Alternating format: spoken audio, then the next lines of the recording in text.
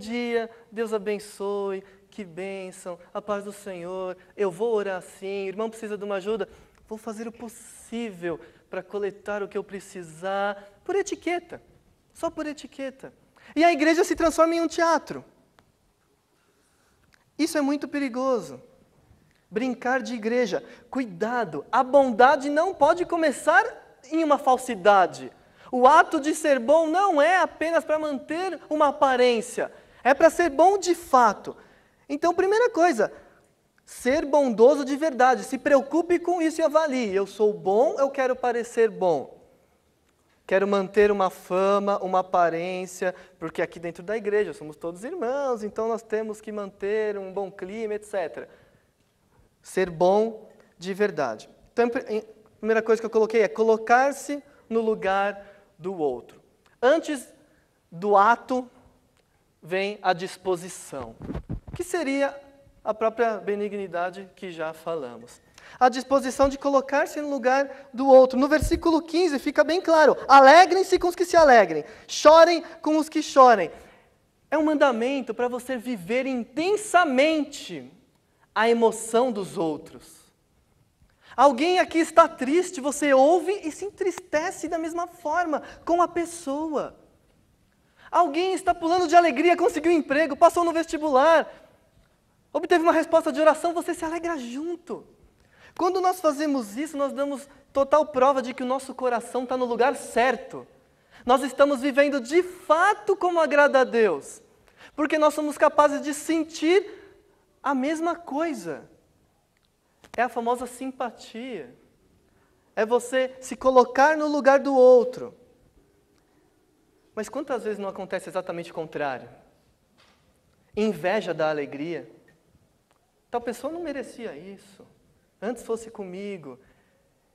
E a gente se entristece em vez de ver a alegria do outro. Mas dá um sorrisinho, fingindo, que bom, mas não está gostando nada. Ou então o contrário, alegria quando alguém está triste. Essa pessoa sempre teve de tudo de bom, agora é a vez dela sofrer também, deixa ela sofrer. Acontece. Eu sempre cito os adolescentes porque eles demonstram as emoções deles de forma fácil, sem nenhum tipo de cobrança social e nem nada. Isso é muito óbvio de ser visto. Mas nos adultos também, só que nós fingimos. Quando na verdade o irmão está triste. Irmão, eu estou com você nessa. Estou triste também, vamos compartilhar isso. Alegria, vamos compartilhar essa alegria. Mesmo que na igreja tenha pessoas alegres e tristes, com uma você está triste junto, com a outra alegre junto.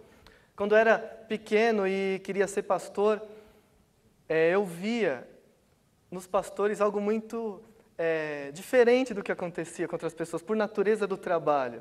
O pastor, ele sai de um IML de hospital para celebrar a ceia de Natal com a família. E quantos irmãos também não fazem isso, porque estão junto com os outros, visitando, amparando, saem de uma festa de aniversário para ir para um enterro. Isso é igreja, e não é essa função do pastor porque ele é pago para visitar, é de todo mundo. Quantas vezes na mesma igreja eu crescendo eu vi atividades distintas. Uma família velando um corpo enquanto uma festa de formatura embaixo. Aqui já aconteceu isso. Isso é igreja. Nós sentindo junto a dor do outro. Porque só quando a gente sente a dor do outro, a gente faz alguma coisa. Então, antes de fazer, tem que ter a disposição. Por que eu não consigo fazer nada? Por que eu não consigo ajudar? Você tem a disposição, você se coloca. É a simpatia. Mas como eu sou capaz de sentir simpatia, ter a dor do outro? Versículo 10 é chave para isso. Amem uns aos outros com o amor de irmãos em Cristo. Na verdade, o texto original está usando duas palavras que significam amor de família. Uma, o amor de pai para filho, e o outro, o amor entre irmãos. Dentro de uma família, sem distorções, perfeita, criada por Deus, as pessoas se amam. Os pais querem o bem dos filhos. Os irmãos querem o bem dos outros irmãos, mesmo que briguem, mas querem o bem, querem o sucesso. Aqui está falando que nós somos uma família. E nós devemos nos olhar como família. Do mesmo jeito que você olha para o seu filho, você precisa olhar para o irmão que está ao seu lado. Porque, biblicamente, o vínculo que une você à pessoa que está ao seu lado é maior do que o vínculo de sangue. É o Espírito Santo que te une. Você vai passar a eternidade ao lado dessa pessoa. Então você precisa olhar ela como um membro da sua família.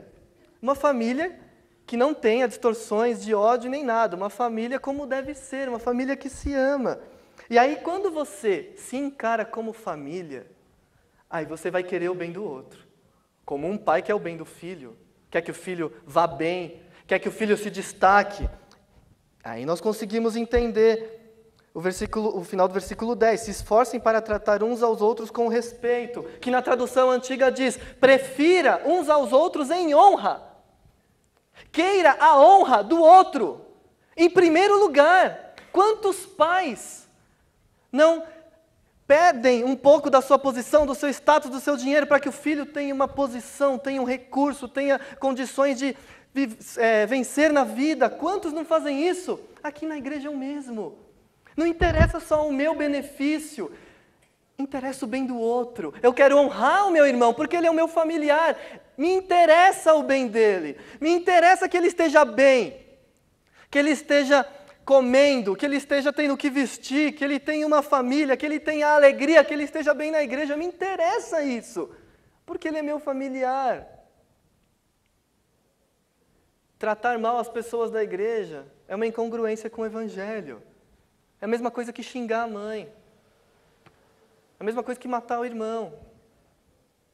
É a mesma coisa. É família. Olhe para quem está do seu lado. É a sua família. Aí a gente consegue. E também, como diz o versículo 16. Tenham por todos o mesmo cuidado. Não sejam orgulhosos, mas aceitem serviços humildes. Que nenhum de vocês fiquem pensando que é sábio. Tenham o mesmo cuidado com os outros. Na versão antiga está, tenham o mesmo sentimento, a mesma maneira de pensar. Porque se o seu filho está triste, você não se entristece também? É isso. Pense da mesma forma. Tenha os mesmos objetivos. Qual é o nosso objetivo como igreja? Não é fazer a vontade do Senhor? Adorar? Pregar o Evangelho? Temos objetivos em comum, como família. O objetivo da família é sobreviver, ter sucesso, ter o que comer, destacar cada um de seus membros, ser unido, não é isso? Nosso objetivo, temos objetivos em comum, então precisamos pensar em comum, sem discórdia, sem briga, sem cada um procurar o interesse próprio, sem orgulho. Interdependência.